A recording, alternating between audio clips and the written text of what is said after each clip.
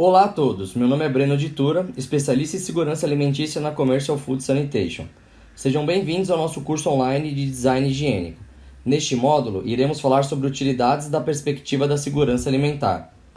Nossos objetivos são aprender os riscos presentes nas utilidades, incluindo ar, água e vapor em nossas plantas e os correspondentes controles de qualidade. Ar, água e vapor são comumente usados em fábricas alimentícias. Muitas vezes essas utilidades não são levadas em conta e esquecemos o quão importantes são na produção de alimentos.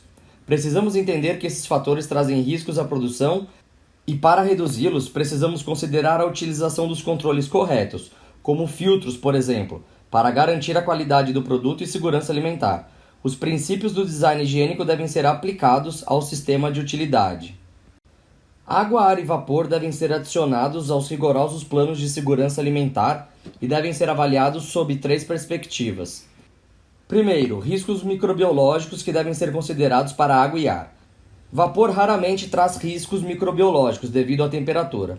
Segundo, riscos físicos que devem ser levados em conta pelos fornecedores dos materiais e dos componentes utilizados no sistema. Estes riscos podem ser amenizados com a utilização correta de filtros e dos materiais adequados. Terceiro, riscos químicos, realizando testes na água para entender quais riscos estão associados. Com o vapor, os químicos utilizados para a operação na caldeira precisam ser aprovados pela segurança alimentar. Genericamente falando, diferentes produtos apresentam riscos em diferentes níveis. Por isso, primeiramente devemos esclarecer o nível de risco para cada alimento que está sendo produzido. O risco é alto, médio ou baixo. Após essa avaliação, precisamos introduzir técnicas de controle para garantir que os produtos estão sendo corretamente protegidos. Para ar, água e vapor, normalmente são utilizados filtros de diferentes configurações para as diversas partículas presentes. Quando selecionamos o filtro, precisamos levar em conta a vazão do sistema, a eficiência de filtragem que queremos atingir e o tamanho das partículas que estamos lidando. Esclarecer esses parâmetros irá nos ajudar a selecionar corretamente os sistemas de filtragem e remover eficientemente os contaminantes. Agora vamos dar uma olhada nos sistemas de controle do ar ambiente. Por que devemos nos importar com a qualidade do ar no ambiente produtivo? Primeiro, qualidade do ar é importante para criar um ambiente seguro e confortável para os funcionários.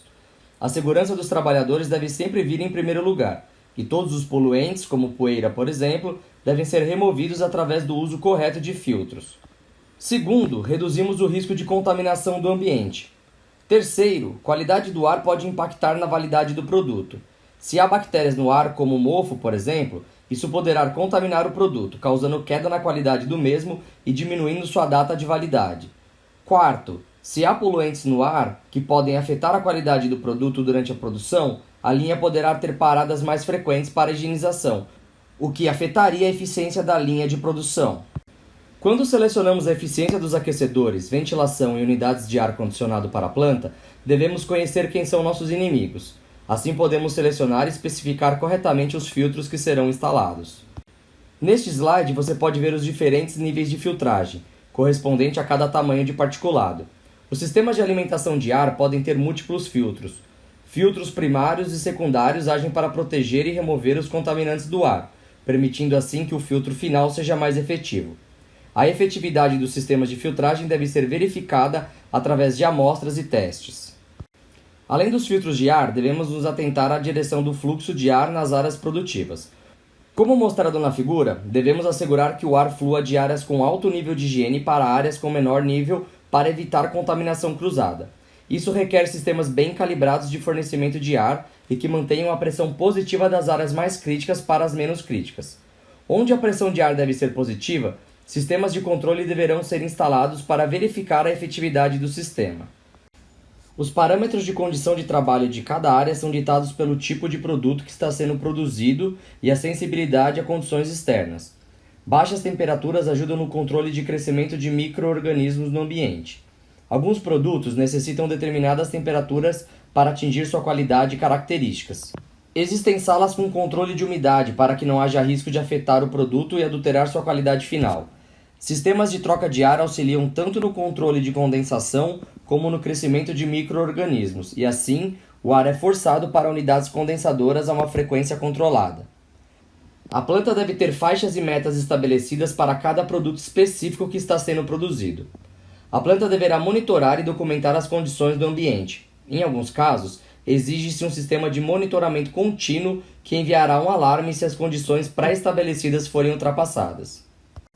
Ar comprimido é usado em várias aplicações na indústria alimentícia, incluindo produtos ensacados, dispenser de embalagens, máquinas de ar, misturadores, secadores, etc.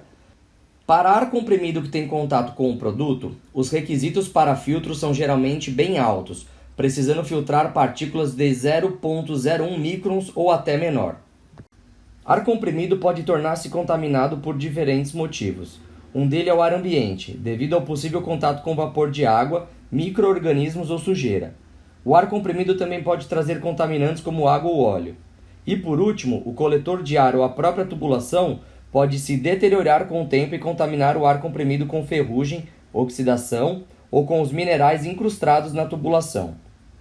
Para remover os contaminantes do ar comprimido, múltiplos filtros devem ser instalados. Existem os filtros para remover as partículas sólidas. O filtro regulador remove óleo e água. O filtro final é a última barreira de proteção antes que o ar entre em contato com o produto. Portanto, esse filtro deverá ser instalado o mais próximo do ponto de uso do ar comprimido. Agora vamos dar uma olhada nos controles de água na planta. Riscos microbiológicos relacionados à água são desmembrados em 3 categorias: bactéria, como a E. coli, protozoários, por exemplo, Giardia, e os vírus, como o rotavírus. Como podemos gerenciar os riscos com o fornecimento de água? Primeiro, precisamos estar cientes de onde vem a água fornecida para a nossa planta. Estamos utilizando água da rede de esgoto ou de poço artesiano? Independente do tipo de fornecimento, a água precisa estar de acordo com as leis e regulamentações locais. Precisamos identificar e direcionar os riscos correspondentes de acordo com o tipo de fornecimento de água. Segundo, precisamos entender para que aquela água será usada e o risco do produto aplicado. Se a água precisa ser tratada para a redução do risco, sistemas como osmose reversa, luz ultravioleta, filtragem e produtos químicos autorizados devem ser utilizados. Por último, o design da tubulação de água deve ser levado em conta também. Dispositivos para evitar o retorno de água na tubulação devem ser instalados. Devemos então evitar pontos mortos na tubulação onde a água não escoa, permanece estagnada e torna-se uma fonte de contaminação. A água deve ser testada rotineiramente para garantir que atinja os requerimentos microbiológicos e químicos. A mesma deve ser testada também para garantir que está livre de cloro quando necessário. Os locais de retirada de amostra para teste devem estar espalhados pela planta, incluindo também as estações de higienização das mãos, mangueiras e bebedouros. Finalmente, vamos dar uma olhada nos sistemas de vapor das plantas. O vapor é usado com frequência na produção alimentícia para aquecer produtos. O vapor pode estar em contato direto ou indireto com o produto. Ele pode ser utilizado para esterilização de embalagens, como por exemplo garrafas antes da enchedora. O vapor também é utilizado para conseguir água em alta temperatura utilizada na higienização. Diferentes produtos e indústrias requerem diferentes níveis de pureza do vapor de água. Na indústria de alimento, normalmente, utilizamos o vapor filtrado, que é também conhecido como vapor culinário. Se o produto necessita de alta pureza, exige-se então a utilização do vapor altamente limpo. Em sistemas de caldeira são utilizados diferentes produtos químicos para a purificação da água, descalcificação e prevenção de oxidação. Quando o vapor é gerado para uso direto na produção do alimento, os químicos precisam ser utilizados de acordo com as leis e regulamentações de cada indústria. Os sistemas de geração de vapor devem incluir válvulas para a retirada de amostras que serão posteriormente testadas. Os sistemas de geração de vapor e sua tubulação devem ser fabricados utilizando materiais resistentes à corrosão, como por exemplo o aço inox série 300. Um separador deve ser instalado antes do bico de injeção de calor para remover partículas no tamanho de 30 microns. Uma válvula condensadora deverá ser instalada antes do separador. Mais adiante na tubulação, um filtro culinário de 5 microns em aço inox deve ser instalado. Por último, uma válvula sanitária deve ser instalada caso a injeção de vapor esteja submergida no produto. Dependendo do fornecimento de água e vapor, eles podem sim ser fontes de contaminação. Alimentação deficitária de água, carregamento de condensação através da tubulação e o uso e seleção incorreta de químicos podem causar contaminação do vapor. Amostras e testes do vapor são necessários para garantir que este atinja os requisitos padrões. O vapor deve ser avaliado baseado no odor ou sabor e na turbidez.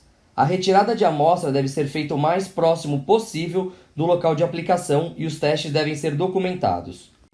Em resumo, as utilidades são comumente usadas na indústria alimentícia e por muitas vezes estão em contato direto com o produto e com as embalagens primárias.